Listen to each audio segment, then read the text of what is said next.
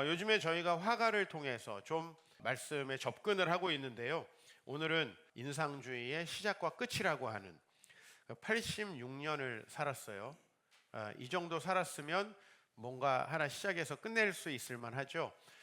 불꽃 같은 예술혼을 불태우고 젊을 때 이렇게 요절하는 분도 계시지만은 86년을 살면서 새로운 길을 찾고 완성한 모네라고 하는 작가에 대해서 여러분들과 좀 나누려고 합니다. 먼저 이 모네는 1840년생인데요. 1858년 그가 18살 때 그렸던 그림 하나 보여드리겠습니다. 아마 여러분들이 그동안에 봤던 어떤 그림보다 와, 잘 그린다 그런 생각이 들었을 겁니다. 우리가 보통 그림 잘 그렸다고 할 때 이렇게 사진처럼, 사진 같습니까? 그림 같습니까? 이거는 사진 같죠. 이 모네의 기술이 거의 사진과 다를 바 없이 이제 나아졌죠. 사실은 르네상스 이후로부터 원근법. 그렇죠? 제가 오늘 여러분을 볼 때 앞에 있는 분들은 커 보이고 뒤에 있는 분들 작아 보이고. 그 다음에 분명히 여러분들은 지금 일렬로 있는데 저에게는 이렇게 보입니다. 이렇게 여러분이 저를 중심으로 뒤쪽이 좁아 보이게 앉아 있는 것처럼 보이거든요.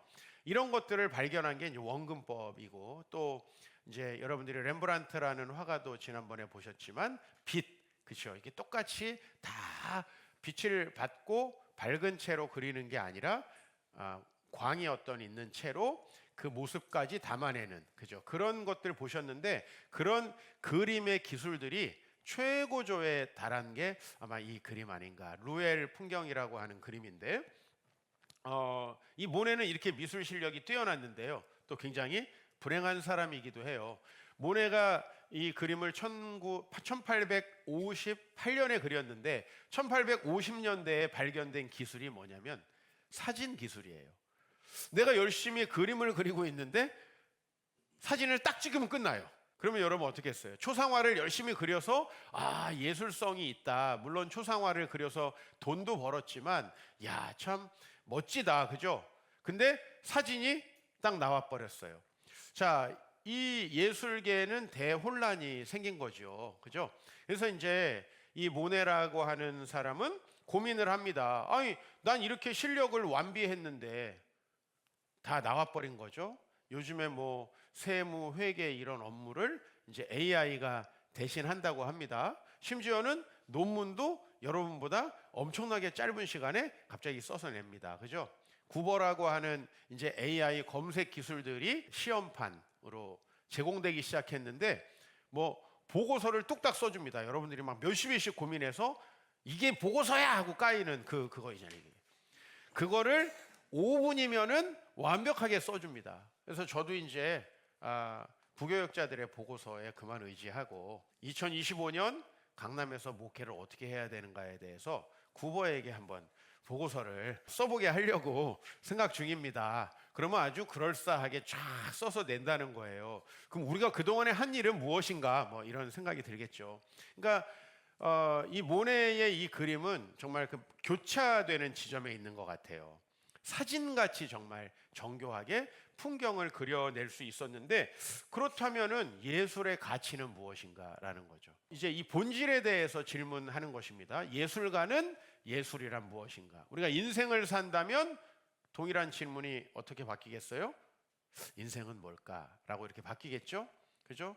여러분들이 크리스찬이라면 신앙의 본질은 뭔가? 저처럼 교회를 위해서 일하는 사람은요, 교회의 본질이 뭔가 이런 걸 고민을 해야 되겠죠.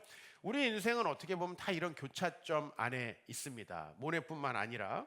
모네는 어떻게 하면 예술이 예술로서 이 시대에도 기능을 할 것인가, 사진이 모든 걸 대체해버린 시기에, 그래서 이제 사실을 그리는 시기가 끝났다라는 거예요.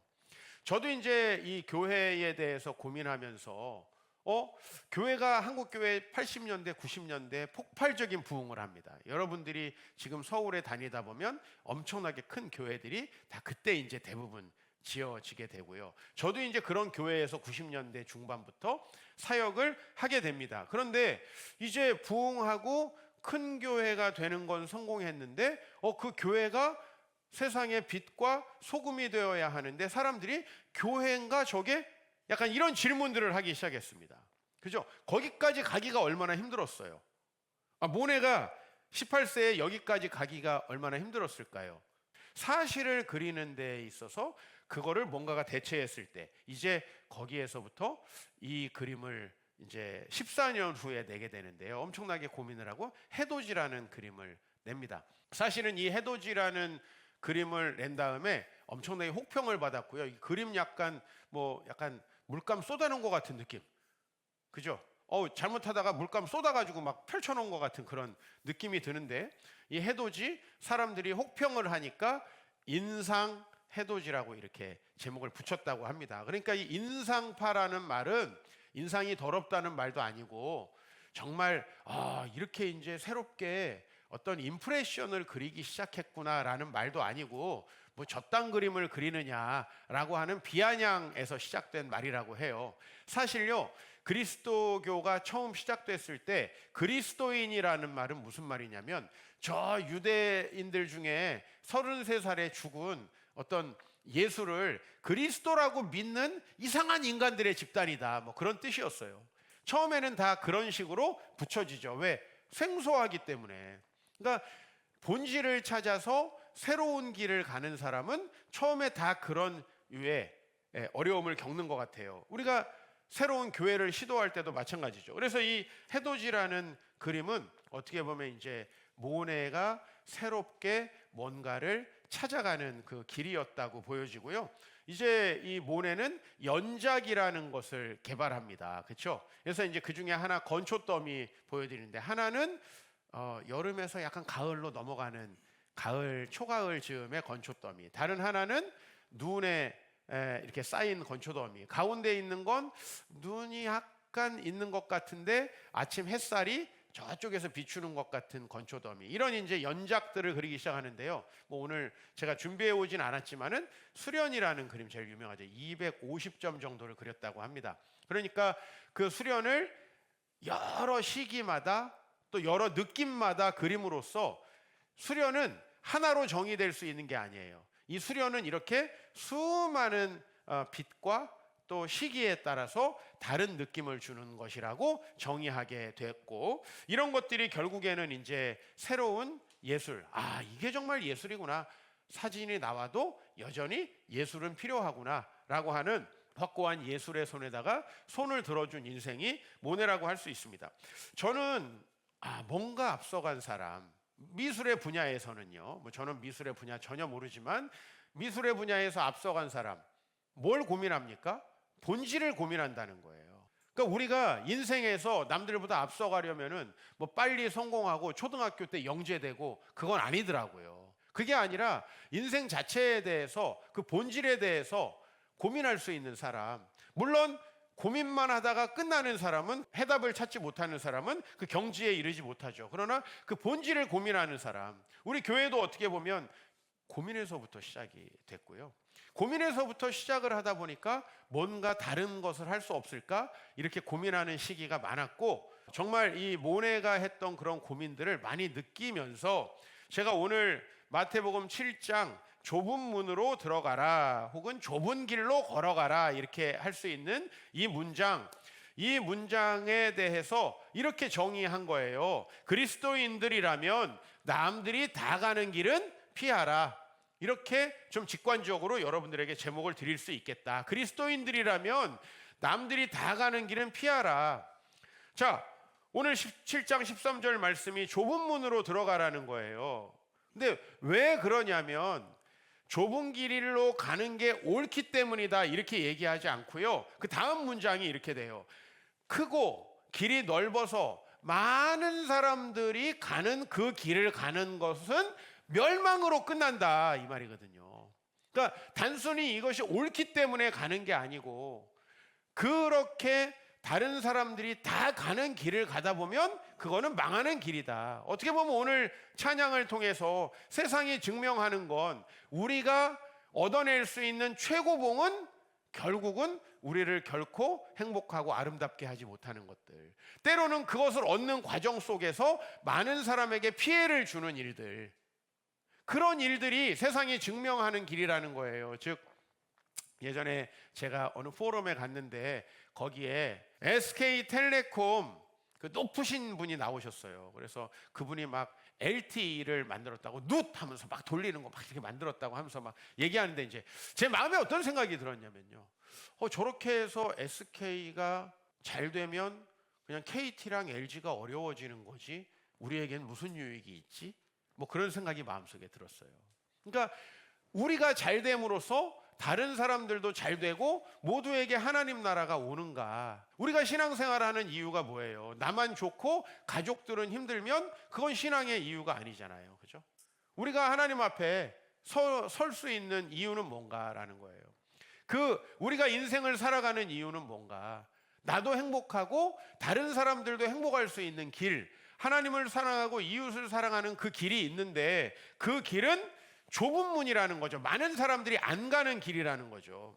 그 멸망으로 인도하는 길, 지금 마태복음 17장에서 산상설교를 정리하고 있습니다. 5, 6, 7장이니까요. 그러면 이전에 그 길이 어떤 길인가, 이 멸망으로 가는 길이 어떤 길인가, 그걸로 가는 사람이 많다는데 그거를 세 가지로 좀 정리해 봐요. 마태복음 5장 46절 47절 시작.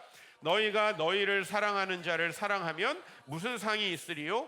세리도 이같이 아니하느냐? 또 너희가 너희 형제에게만 무난하면 남보다 더하는 것이 무엇이냐? 이방인들도 이같이 아니하느냐? 이 개인주의와 자기 가족밖에 모르는 이 극단으로 이기주의가 달려가고 있지 않습니까? 사람들이 왜 이기적이 되죠? 잘 되려고 이기적이 됩니다. 잘 되려고. 근데 그 길을 마태복음 뭐라고 얘기하냐면 망하는 길이라고 이야기를 합니다. 자기 자식을 위한답시고 가는 그 길이 자식들을 망하게 하고 있는 걸 우리가 지금 어느 정도 이제 데이터로 보고 있습니다. 지금 30, 40대 부모들이 아이들을 이기적으로 키우면 어떻게 되는지가 거의 데이터로 나오고 있는데요. 아이들의 멘탈이 심각하게 좋아지지 않고요. 아이들이 직장에 가서 관계가 되게 심각해지고요. 자기 자신을 위해서는 무엇이든지 투자하지만 남들을 위해서는 전혀 뭔가 투자하지 않으므로 모든 삶이 관계가 협업이 공동체 생활이 어려워지고 있는 그런 지금 자녀들을 만들어냅니다. 두 번째 뭡니까? 마태복음 6장 31절에서 32절입니다. 오늘 7장의 결론을 내기 전에 많은 사람들이 가는 길은 이 길이라는 거예요. 같이 읽겠습니다. 그러므로 염려하여 이르기를 무엇을 먹을까, 무엇을 마실까, 무엇을 입을까 하지 말라. 이는 다 이방인들이 구하는 것이라. 그러니까 이거는 중요한 일이라고 보여지지만 이렇게 염려하면서 무엇을 먹을까, 앞으로 어떻게 살아갈까, 이거를 고민하는 삶은 멸망으로 가는 길이라는 거예요. 그러니까 저는 여러분에게 옳은 길을 알려드리고 있는 게 아니에요. 성경은 저에게 옳은 길을 알려주는 것이기도 하지만 잘 되는 길을 알려주시는 것이더라고요. 여러분 잘 살고 싶잖아요. 그래서 요새 잘 먹고 잘 사는 법 막 이런 거 막 나오잖아요. 그래가지고 시골 장에 가서 막 정말 맛있는 거 먹고 이런 거 나오잖아요. 그런데 많은 사람이 가는 그 길은 멸망으로 인도하는 길이다. 요즘 사람들이 얼마나 걱정, 염려가 많은지 지난주에도 설명을 드렸죠. 얼마나 많은 사람이 작은 일을 하나 하는데도 두려워하는지, 지금 세대가 얼마나 새로운 것 하나를 시도하는 것도 어려워하는지, 저는 우리 아이들에게 어떻게 가르치냐면 아빠한테 얘기하지 말고 그냥 해. 이 얘기를 제가 정말 많이 하는 건 지민이한테예요. 지민이 자꾸 물어보거든요.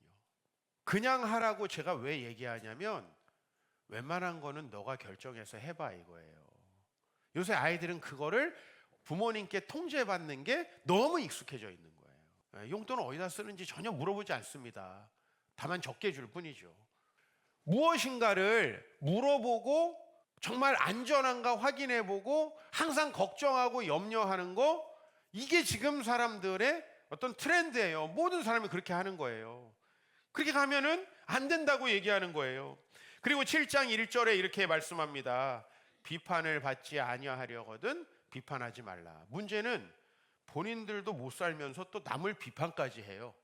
이게 산상설교가 지금 얘기하고 있는 거예요. 자기밖에 모르고 자기 이익되는 사람만 만나고 자기가 어떻게 하면은 잘 될 건지 그 이기심 안에서 멸망의 길을 가면서 또 염려하고 걱정하고 두려워하면서 인생에 가치 있는 일들을 하나 시도하지 못하면서 내로남불까지 한다는 거예요. 자기 눈에 있는 기둥뿌리, 들보는 못 보고 남들에게 있는 티를 본다는 거예요. 그죠? 교회에서도 그런 걸 많이, 본인도 신앙생활 제대로 못하면서 남을 평가하고 있는 거예요. 이게 못하는 것도 싫지만 남을 평가하는 건 진짜 꼴 보기 싫은 일이거든요. 이게 바로 멸망으로 인도하는 길이에요. 사람들이 일반적으로 택하는 길. 그럼 사람들이 왜 그걸 많이 택할까요? 여러분들 길을 가다가 누군가 한 사람이 벤치에 앉아서 책을 읽고 있어요. 그러면 나도 저렇게 해야지 그런 생각이 듭니까? 그냥 지나가요. 근데 누군가가 막 싸움 구경을 하고 있어요. 막 사람들이 웅성웅성 모여 있어요. 그러면 차 세우고 보려다가 꽝! 사람들이 많다는 건요, 굉장한 착시를 일으키는 거예요. 지금 인터넷에서 왜 말도 안 되는 자극적인 기사들이 수많은 클릭을 하냐면, 자극적이니까 누군가가 클릭을 하고, 클릭을 해서 많이 클릭 수가 있으니까 뭔가 하고 또 클릭을 하고, 많이 봤더니 계속 궁금해가지고 사람들이 보다 보니까 엄청나게 클릭을 하는 거죠. 그죠? 멸망으로 인도하는 그 길에는 많은 사람들이 뭐가 있나라고 생각하게끔 포진된다는 거예요. 항상 이게 어렵다는 거예요. 남들은 다 하는데 난 못한다, 이런 얘기 자식들한테 많이 들어봤죠. 남들이 다 하는데 난 왜 안 해줘? 그죠? 남들이 다 하는 그 길을 가다가 사실 우리 인생이 너무 평범해지는 거거든요. 남들이 다 가는 그 길을 가다가 우리가 망하는 거거든요. 남들이 다 가는 길은 피하라는 거예요, 성경 말씀은. 그리고 이 남들이 다 가는 길은 그 길이 옳다라고 확신하기도 어렵지만 정작 실행을 하려고 그러면 나만 바보가 되는 것 같은 그런 느낌이 들어서 이걸 포모라고 하죠, 요새. Fear of missing out. 그래서 여러분들이 본질, 믿음 안에서 길을 찾으면 성경 말씀 이렇게 얘기를 하고 있어요. 그게 잘못되는 길도 아니고 망하는 길도 아니고 오히려 잘 되는 길이고 하나님은 그 길에 복을 주신다는 거죠. 그러니까 정작 가보면 그 길은 진짜 좋은 길이에요. 14절 말씀 같이 보겠습니다. 생명으로 인도하는 문은 좁고 길이 협착하여 찾는 자가 적다. 이거 뒤집어서 제가 한번 읽어볼게요. 비록 좁고 협착하여 많은 사람들이 찾는 길이 아닐지라도 그 길을 가는 사람은 생명을 얻는다, 이런 얘기죠. 그죠? 그 짜릿함을 위해서 생명을 얻는 거예요. 여러분, 이 느낌 굉장히 필요한 겁니다. 좀 유사한 느낌을 여러분에게 설명하기 위해서 제가 이 묘한 느낌을 받았던 그 어느 날을 좀 설명해 볼게요. 제가 대학교에 다니고 있었던, 이제 군대를 갔다 와서 대학 생활을 하던 중에 한 명절 때예요. 낮에 가족들과 명절을 보내고 혼자서 처음으로 3,000원을 내고 독서실을 갔어요. 이렇게 불 켜지고 막 좋은 독서실 있잖아요. 그건 독서실을 갔어요. 명절 때 아무도 없어요. 혼자 책을 보는데 나는 왜 이렇게 살아야 되나, 그 생각이 들었으면 제가 여기까지 못 왔죠. 뭔가 나만 잘못된 길을 가고 있다는 생각이 드는 게 아니라 그래도 나는 남들과 좀 다른 길을 가고 있구나라는 그 생각이 드는 거죠. 이거 그냥 뭐 잘난 척도 아니고 뭣도 아니고 느낌을 설명하기 위한 거예요. 그러니까 보통은 포모를 느낄 수 있는 현장이죠. 그죠? 난 왜 명절 때도 이러고 앉아 있어야 되나? 난 왜 명절 때도 보고서를 쓰고 있어야 되나? 그게 아니라 내가 가용한 시간들을 최대한 하나님 앞에 잘 써보고자 하면서 그 길에서 외로움이 느껴지기보다는 이제 본질적인 고민을, 많은 사람들이 하고 있지 않은 고민을 내가 하고 있고 참 그게 감사하게 느껴지는 어떤 순간이죠. 그 공부하면서 내가 그 많은 감정을 느꼈다는 게 아니라 예를 한번 들어보는 거예요. 남들이 다 가는데 그 길을 안 가는, 고등학교 때예요. 체육대회를 한 날이에요. 아이들이 체육대회 끝나니까 이제 다 그날 밤에는 일탈해서 여러 가지를 하고 놀아요. 그런데 저는 체육대회를 했고 또 제가 하루에 해야 될 미래를 위해서 그때 제 꿈은 목회자였으니까, 제가 목회자가 되기 위해서 대학을 앞에 두고 있으니까, 해야 될 것이 있으니까 남들과 노는 걸 포기하고 혼자 제가 책을 보게 되었을 때, 한편으로는 외로운 느낌도 들고 놀고 싶은 느낌도 들지만 뭔가 남들과는 다른 길을 간다라는 약간의 뿌듯함 같은 게 있는 거죠.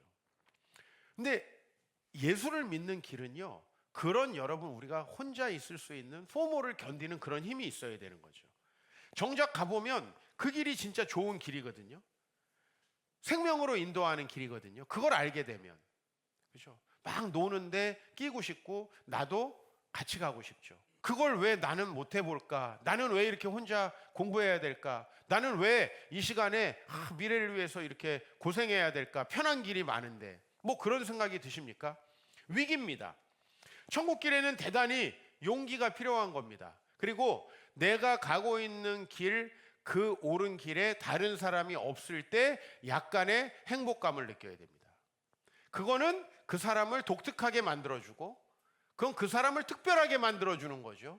다른 사람들과 똑같은 길, 많은 사람들이 즐거워하는 길을 가면 여러분은 얘들이 놀 때도 놀고 얘들이 놀 때도 놀고 얘들이 놀 때도 놀고 여러분만 계속 놀게 돼요.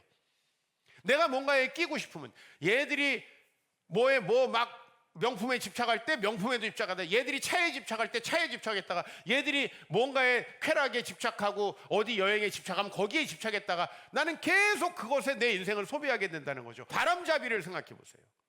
막 바람잡이가 이거 저도 주세요 저도 주세요 그러니까 나도 그거 못 사면은 안 될까 봐. 그리고 항상 거기는 이제 다 떨어진다는 항상 말을 하죠. 홈쇼핑에서 이번 홈쇼핑에만 이 가격으로 만날 수 있다는 얘기를 왜 모든 홈쇼핑이 하는 걸까요? 나는 어쩌다 채널을 돌리다 홈쇼핑을 만나면 그 얘기를 안 하는 방송은 한 번도 없는 것 같아요. 이번만 여기에서만 그 기회가 있다. 포모를 자극하는 거죠. 여러분, 그렇게 남들이 다 가는 길을 가면 100% 망한다는 걸 알아요. 남들과 좀 다른 길, 그 다른 길이 무엇이라고 딱 정의하기는 어려워요. 그러나 우리 인생에는요, 다 모래와 같은 고민들이 있어요. 본질에 대한 고민들이 있어요. 그게 없이 남들이 다 가는 거, 아유 좋은 게 좋은 거지 하면 절대로 천국은 누릴 수 없다라는 거죠. 주님의 그 길을 가는, 생명의 길을 가는, 또 하나님 나라를 누리는 그 길을 가는 데에는 그래서 용기가 필요한 거죠. 아브라함 본토 친척 아비 집을 떠났습니다. 많은 사람들과 같이 갔을까요? 그 길을 가는 길에 너도 가냐? 너도 가냐? 너도 가냐? 였을까요? 아마 혼자였을 가능성이 많습니다. 모세가 공주의 아들로서 많은 풍성한 걸 누리고 있었는데, 하나님이 주신 비전을 따라서 자신만의 길을 갈 때 얼마나 많은 사람이 만류하기도 했고, 또 때로는 홀로 간다라는 외로움이 있었을까요? 여호수아 정탐을 했습니다. 가나안 땅을 향해서 나아가려는 비전을 가졌습니다. 그러나 2명만이, 자기와 더불어서 2명만이 그 길을 찬송하고 나머지 많은 사람들이 그 길을 가지 않았습니다. 그렇죠? 신앙의 길에 여러분한테 왕따나 이상한 사람이 되라는 게 아니고요. 하나님을 향해서 선택을 했다면 분명 어떤 여러분만 그 길을 가야 되나라는 순간들이 있다라는 얘기를 하는 거예요.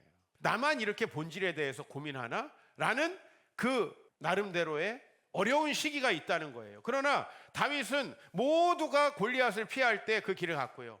결국은 믿음의 길을 가서 자기만의 본질, 인생의 본질 가운데 승리한 사람들은 항상 자기만의 길을 가는 데에 있어서 찾아오는 그 포모에 대한 극복이 있었다는 거예요.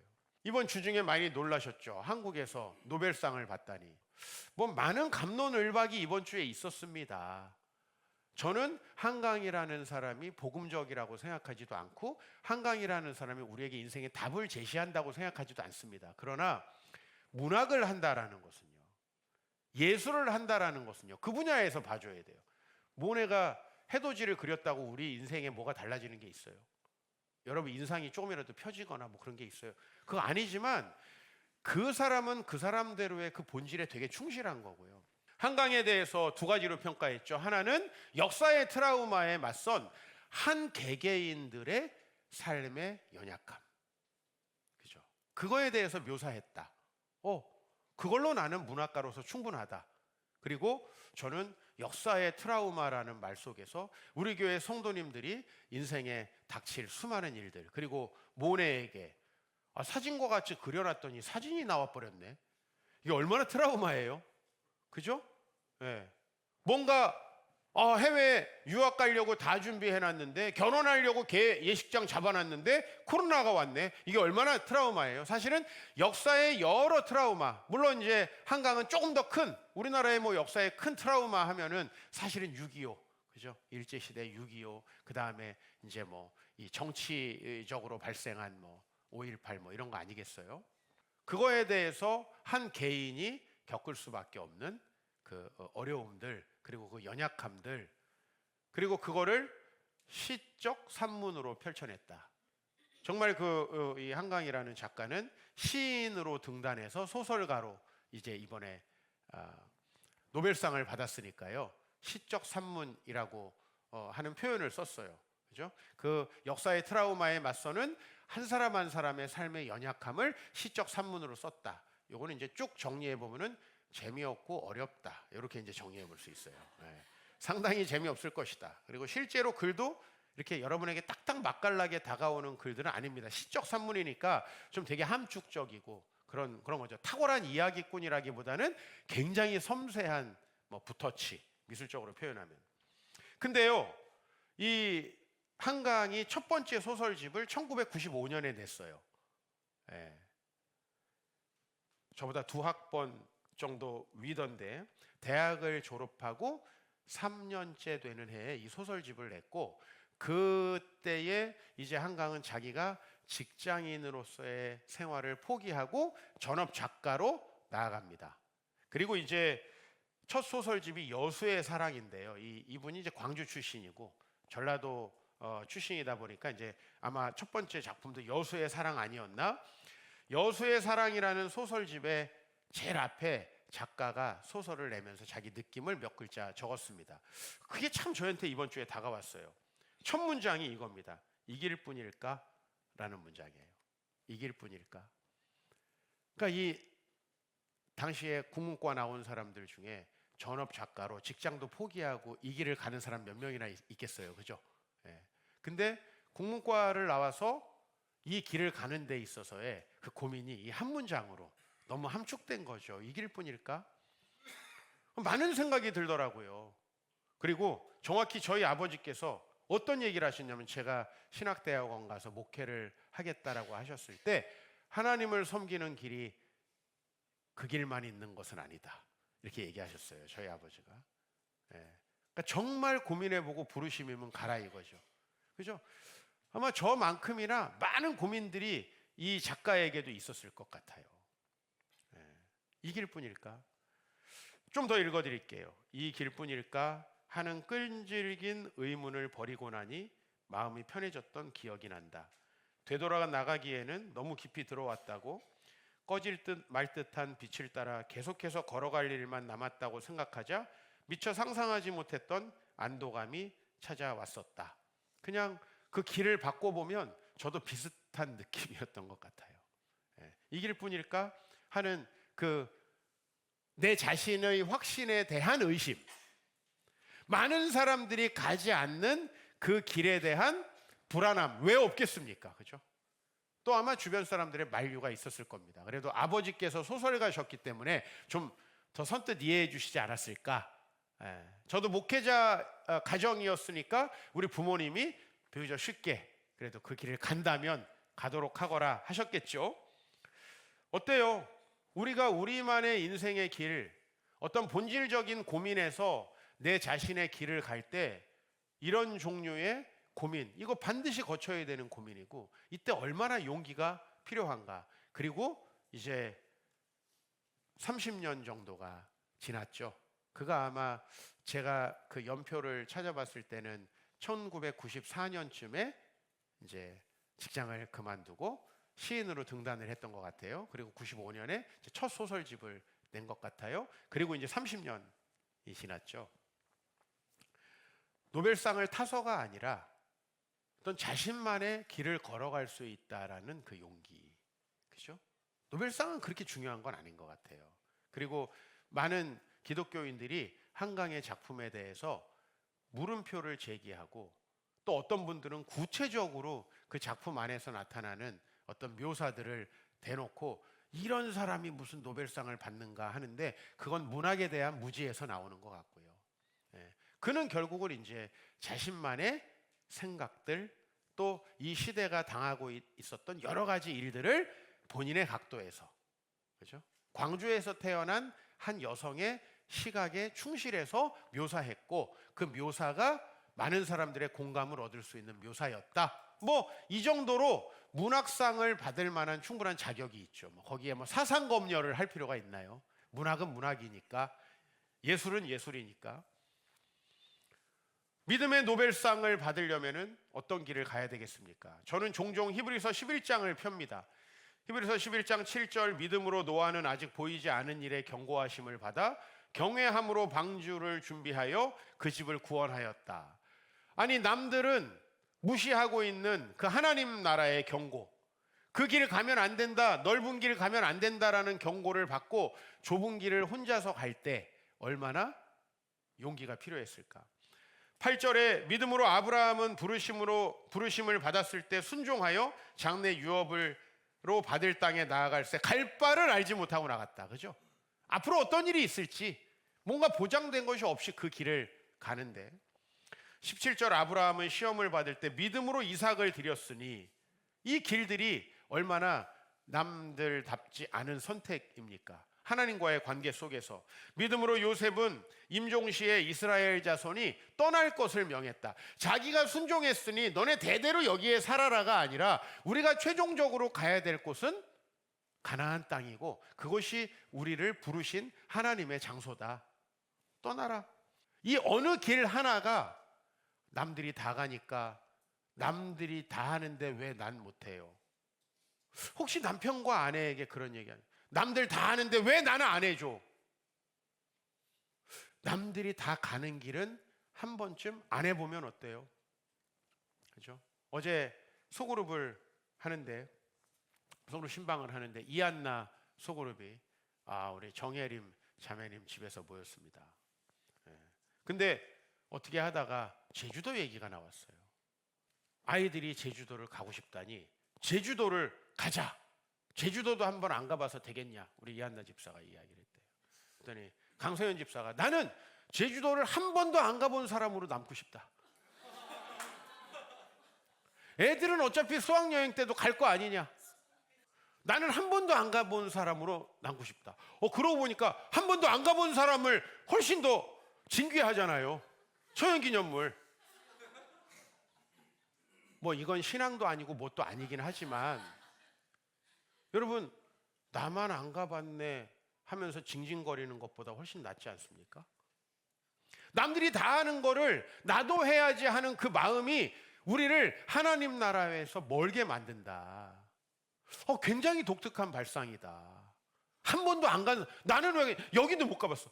목사님은 다음 주에 또 프랑스에 집회 가신대. 난 프랑스에 언제 가? 하고 남편을 혹시 쪼는 분이 있다면 프랑스를 한 번도 안 가본 사람으로 난 남고 싶다. 신앙적인 얘기를 제가 하는 게 아니에요. 지금 경계선을 넘나들고 있는 겁니다. 왜 우린 그걸 해야 됩니까? 포모를 느꼈던 적이 있습니다. 저는 일반 대학을 나왔으니까 목회자는 아주 소수고 대부분이 사회에서 여러 가지 일을 하고 있습니다.